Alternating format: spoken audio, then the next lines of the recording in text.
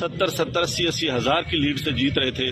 ہم نے ان کو ہروایا ہے اور ان کے اوپر جعلی مہریں لگا کے سب کو ہروایا. کمشنر صاحب جب جعلی مہریں لگ رہی تھی اس وقت آپ نے کسی سے کہا کہ یہ سب کچھ ہو رہا ہے، غلط ہو رہا ہے، اس کو روکا جائے؟ دیکھیں، میں یہ ساری اس غلط کاری کی ذمہ داری اپنے اوپر لے رہا ہوں اور ساتھ آپ کو بتا رہا ہوں کہ جو چیف الیکشن کمشنر ہے، جو چیف جسٹس ہے، وہ بھی اس کام میں پورے شریک ہیں. کس کے کہنے پہ سب کچھ ہوتا رہا؟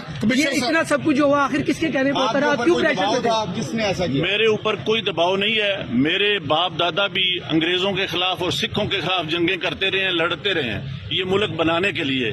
اب میں اس ملک کو توڑنے کا حصہ نہیں بن سکتا. کمشنر صاحب، آپ نے راولپنڈی کی بہت بڑی خدمت کی ہے. آپ نے بڑے بڑے میگا پروجیکٹ میں 24 گھنٹے کام کیا ہے.